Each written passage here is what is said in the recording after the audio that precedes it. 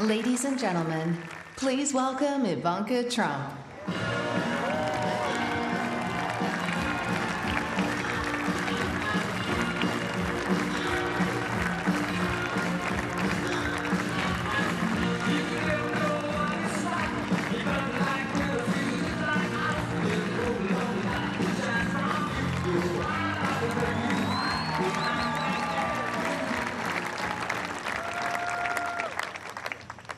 Good evening.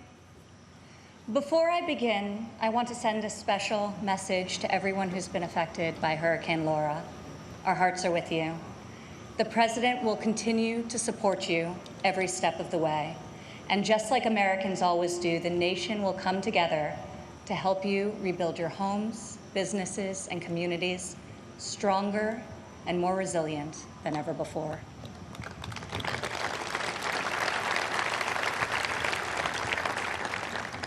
Four years ago, I introduced to you a builder, an entrepreneur, an outsider, and the people's nominee for President of the United States. Tonight, I stand before you as the proud daughter of the people's president.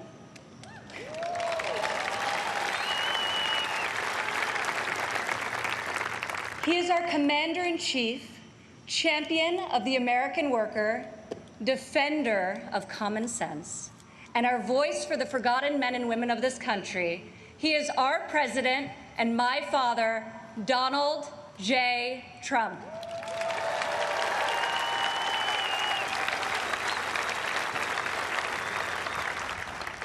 This evening, I want to tell you about the leader I know and the moments I wish every American could see.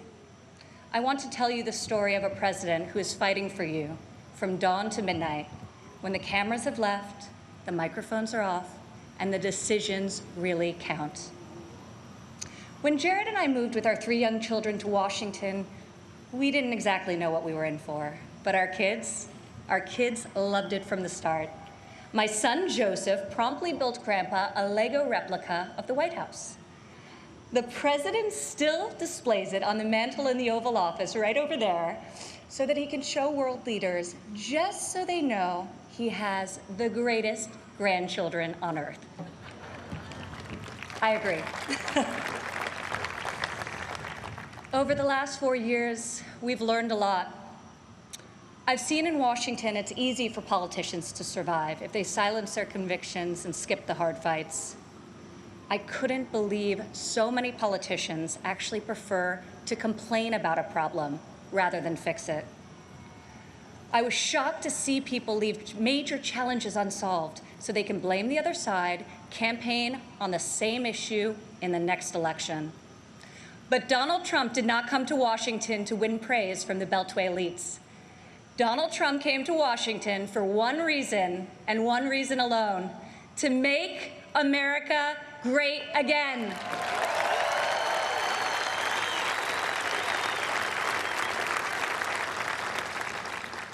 My father has strong convictions. He knows what he believes, and he says what he thinks. Whether you agree with him or not, you always know where he stands.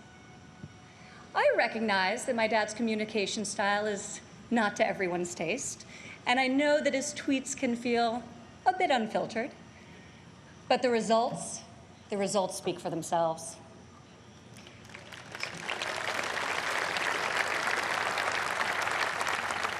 He is so unapologetic about his beliefs that he has caused me and countless Americans to take a hard look at our own convictions and ask ourselves, what do we stand for? What kind of America do we want to leave for our children? I am more certain than ever before we want a future where our kids can believe in American greatness. We want a society where every child can live in a safe community and go to a great school of their choice. We want a culture where differences of opinion and debate are encouraged, not canceled, where law enforcement is respected, where our country's rich diversity is celebrated, and where people of all backgrounds, races, genders, and creeds have the chance to achieve their God-given potential. This is the future my father is working to build each and every day.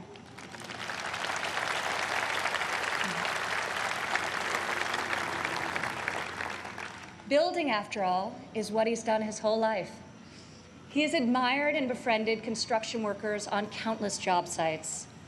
But it has been a new and profound experience for him and for me to see these stoic machinists and steelworkers come to him with a tear in their eye and thank him for being the only person willing to go to the mat for them, for their jobs, for their families, and for their futures. To the hardworking men and women across America and here tonight, you are the reason my father fights with all of his heart and all of his might. You are the reason he ran for president in the first place, and you are the reason he is going to keep fighting for 4 more years.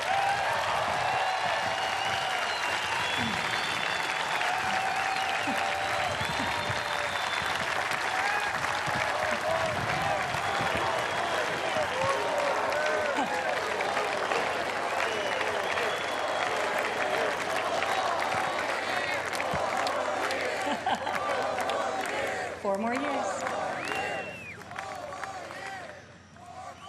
I remember one evening in early February of 2018, we were in the Oval Office with my father's top economic advisors, and the president was pushing to keep the promise he made to renegotiate the bad trade deals that had gutted millions of middle-class jobs.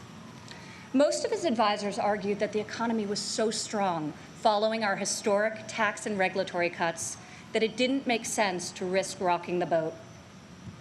After the meeting, as I walked with my father back towards the residence, he said, "You know, the reason this has never been done before is because our leaders haven't had the guts. When the economy is good, they settle for good, and when things are bad, they don't have the will or ability, so they kick the can until it's someone else's problem." He was right. If my father didn't take on these fights, no one would. In the months that followed, President Trump refused to settle for a good deal. He wanted a great deal, and ultimately, that is exactly what we got.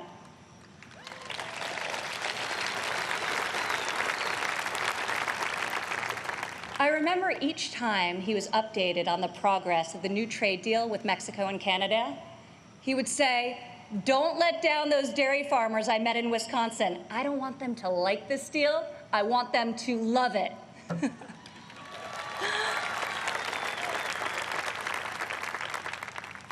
Today, in the midst of this unprecedented global pandemic, it's more clear than ever that our president was absolutely correct to take on trade when he did and bring our jobs, our factories, and our life-saving medicines back to the USA.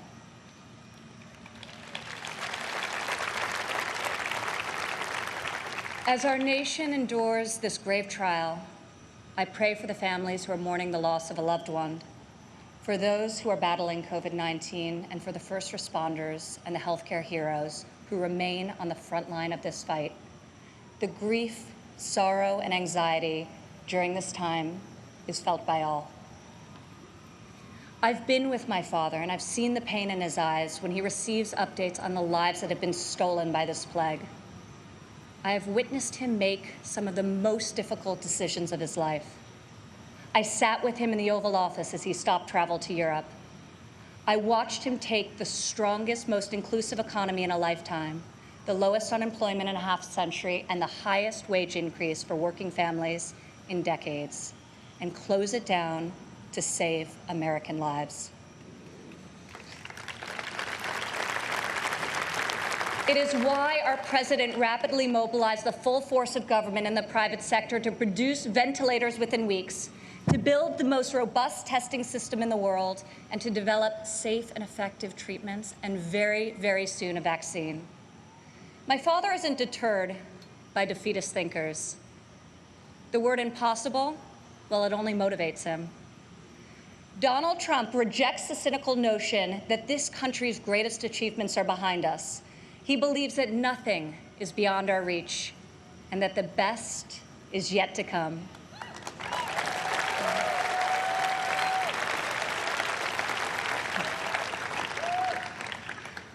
I have seen all of my life how my dad believes in the potential of each individual.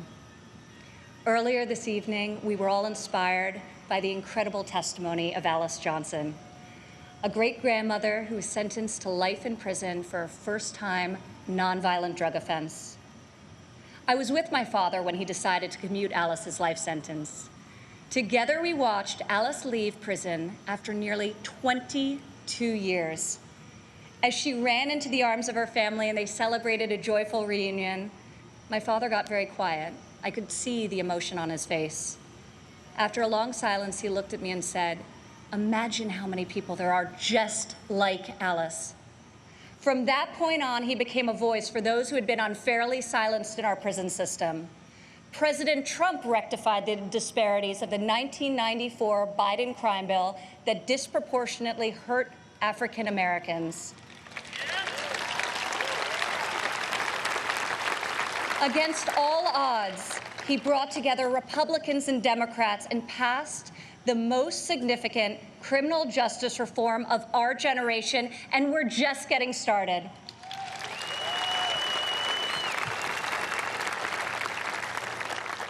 My father did not campaign on this issue. He tackled this injustice because he has a deep compassion for those who have been treated unfairly.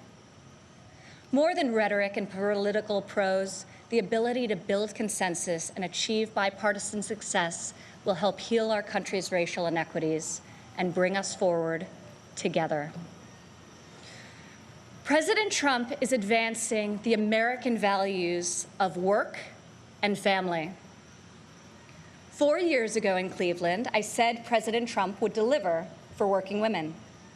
Last year, over 70% of all new jobs were secured by women.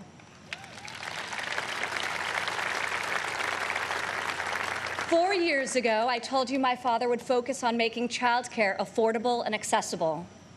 In President Trump's first term, we secured the largest ever increase for childcare funding, giving more than 800,000 low-income families great childcare at a cost they can afford. As part of Republican tax cuts, in 2019 alone, our child tax credit put over $2,000 into the pockets of 40 million American families. Democrat politicians recently introduced a plan to increase the child tax credit. Yet when I was fighting less than 3 years ago at the president's direction to get Congress to double the child tax credit, not a single Democrat voted to pass the law. We got it done anyway.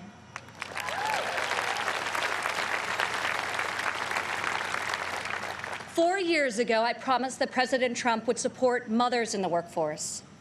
In his first year in office, he signed into law the first ever national paid leave tax credit. Today, 8 million more Americans have access to this benefit.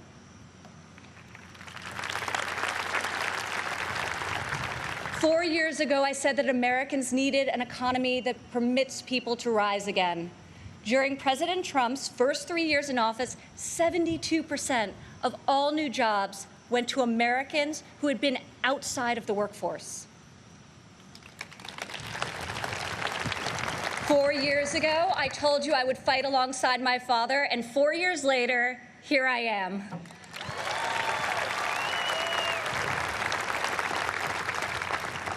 Many of the issues my father has championed are not historically Republican priorities.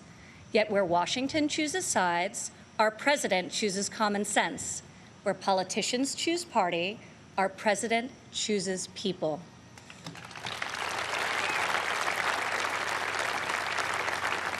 Since the day he took the oath of office, I've watched my father take on the failed policies of the past and do what no leader has done before. Recently, he took dramatic action to cut the cost of prescription drugs, despite fielding angry calls from the CEOs of nearly every major pharmaceutical company. Now, when we see attack ads paid for by Big Pharma, my dad smiles and says to me, "You know, we're doing something really right if they're hitting us so hard."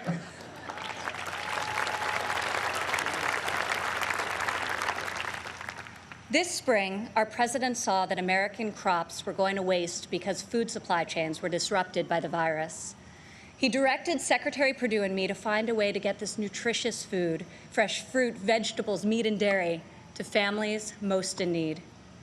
Within a matter of days, we launched the Farmers to Family Food Box program, which has now delivered over 100 million meals into the hands of American families.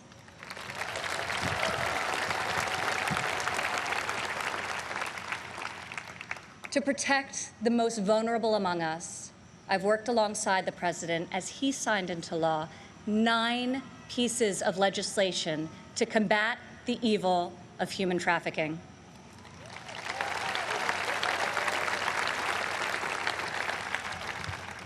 I've stood by my father's side at Dover Air Force Base as he's received our fallen heroes, and each time it has steeled his resolve to finally stop the endless foreign wars.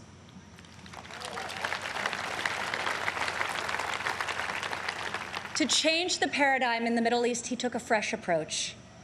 I heard foreign leaders beg him not to move the American embassy to Jerusalem, yet he delivered on a promise also made and unfulfilled by past presidents because my father knew that it was the right thing to do. Defying all expectations, just weeks ago, he rewrote history again by making a peace agreement in the Middle East, the biggest breakthrough in a quarter century.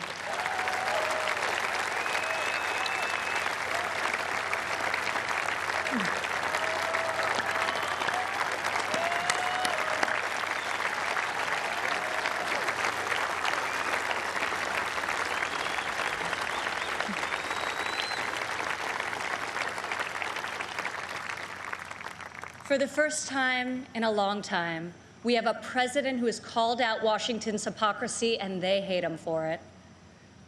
Dad, people attack you for being unconventional, but I love you for being real, and I respect you for being effective.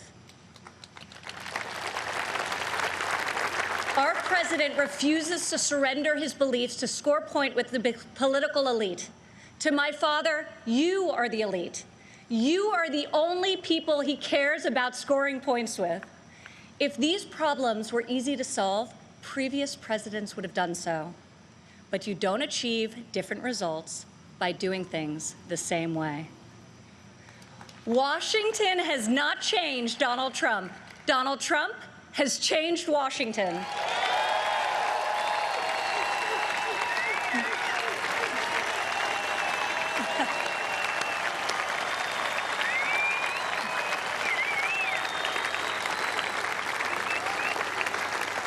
America doesn't need another empty vessel who will do whatever the media and the fringe of his party demands. Now more than ever, America needs 4 more years of a warrior in the White House.